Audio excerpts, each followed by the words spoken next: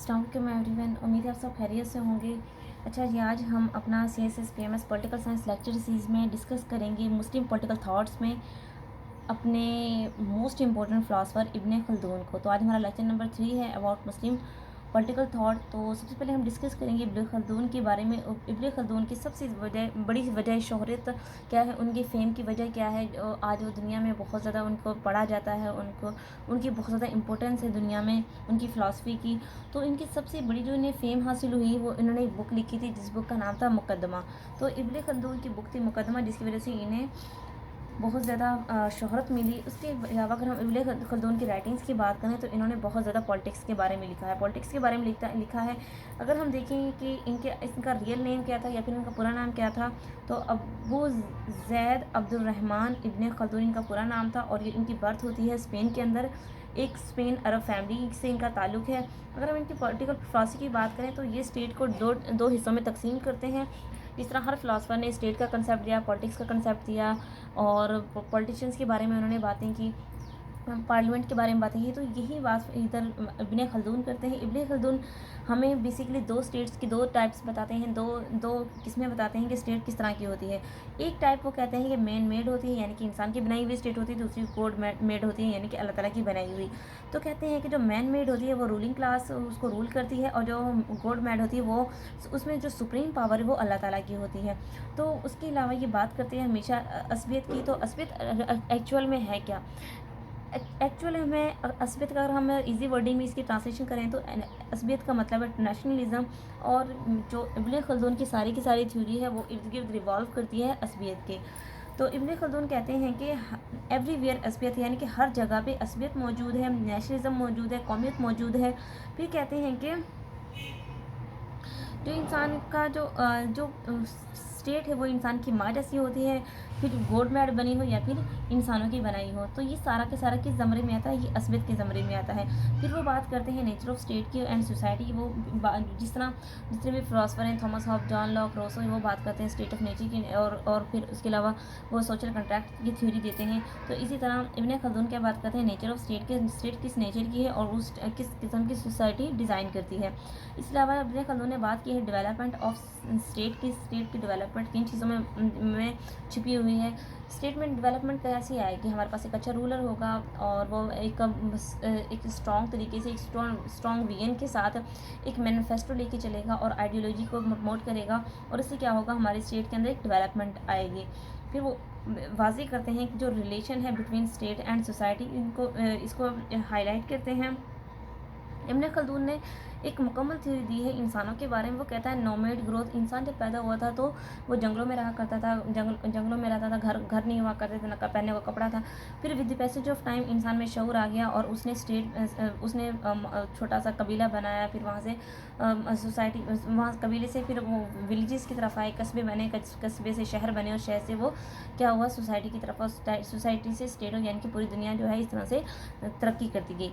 उसके बाद वो बात करते हैं टाउन्स पीपल मेजॉरिटी, यानी कि वो कहते हैं कि टाउन के लोग, के जो शहरों में लोग आबाद थे, वो मेजॉरिटी में होना शुरू हो गए थे, क्योंकि पहले वो तो जंगलों में रहते थे, तो उनके पास घर का और कस्बों का कंसेप्ट ही नहीं था।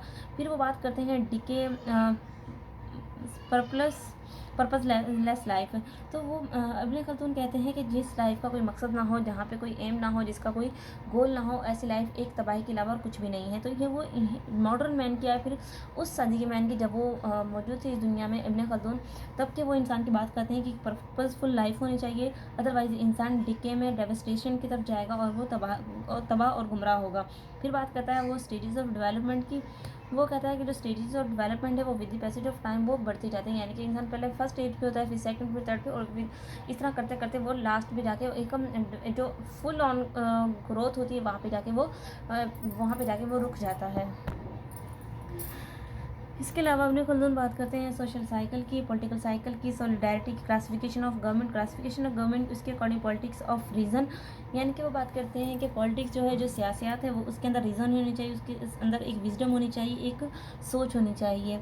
इसके अलावा हाँ, वो बात करते हैं कि जो पॉलिटिक्स होगी उसके अंदर शरीयत का नफाज होना चाहिए, तमाम रूल्स एंड रेगुलेशन शरीयत के अकॉर्डिंग बनाने चाहिए। फिर वो बात करता है खलीफा की। खलीफा जो होता है ये कंसेप्ट बेसिकली वो इस्लाम से लेता है, खुलफा राशिदीन के अदवार से लेता है। वो कहता है कि जो खिलाफत है उसको शरीयत के मुताबिक उसको चलाना चाहिए, जिस तरह हज़रत अबू बकर, उमर और अली, उस्मान, इनके जो मामला थे वो शरीयत के मुताबिक अपने स्टेट को संभालते थे। फिर वो कहता है जो मनारकी है वो असबियत है, वो असाबिया को प्रमोट करती है। फिर वो क्वालिटीज़ ऑफ रूलर हमें बताता है कि एक रूलर के अंदर क्या क्या क्वालिटीज़ होनी चाहिए। तो सबसे पहले कहता है कि एक रूलर को के अंदर नॉलेज होना चाहिए, उसको हर चीज़ के अबाउट नॉलेज होना चाहिए, क्योंकि एक अच्छा रूलर बनने की सबसे बड़ी क्वालिटी यही है कि उसके अंदर नॉलेज होना चाहिए, उसके अंदर फ़हम फ़रास्त की एक वसी और ब्रॉड स्पेक्ट्रम में मौजूद होना चाहिए। फिर वो कहता है कि आदिल होना चाहिए, जस्टिस उसके पास होनी चाहिए और वो किसी भी दबाव के बगैर जस्टिस कर सके। ब्रेव होना चाहिए, इंसाइट होना चाहिए उसको। और फिर इसके अलावा इब्ने खल्दून क्या करते हैं, वो डिवाइडेड साइंसेस यानी कि नॉलेज को into two parts. Science basically एक नॉलेज है और इब्ने खल्दून क्या करते हैं, नॉलेज को दो हिस्सों में तकसीम कर देते हैं, एक इस्लामिक साइंस है, दूसरी नॉन इस्लामिक साइंस। अगर हम नॉन इस्लामिक साइंस की बात करें तो इसकी भी आगे दो किस्में हैं, एक नीड है और दूसरी अननीड है, यानी कि इनफॉर्मल इनफॉर्मल है। इसके अलावा इब्ने खल्दून दुनिया के पहले फ़िलासफ़र हैं जिन्होंने सबसे पहले इकॉनमी में भी बात की, इकोनॉमिक ग्रोथ पे बात की। और वो कहते हैं कि स्टेट का तमाम तर जो मामला है या स्टेट के सिर्फ दो ही पिलर्स हैं, एक है इकॉनमी और दूसरी है एक इकॉनमी और दूसरी पॉलिटिक्स। तो यहाँ पे वो भी इमाम गज़ाली साहब से कुछ थोड़ा सा मुतफ़िक नज़र आते हैं हमें। फिर वो कहते हैं कि रिलीजन में कोई फ़िलासफ़ी नहीं होनी चाहिए, इकॉनमी को सरप्लस होना चाहिए, यानी कि ज़ाहिर इकॉनमी का मतलब ही क्या है, इसके इकॉनमी का मतलब है स्टेट की वेलफेयर, उसकी फलाह बहबूद। उसके अलावा वो बात करते हैं सप्लाई एंड डिमांड की। सप्लाई एंड डिमांड की अगर हम बात करें, सप्लाई एंड डिमांड जो है ये एक सप्लाई एंड डिमांड जो है कि ख़ास एक खूबी होती है किसी भी स्टेट की।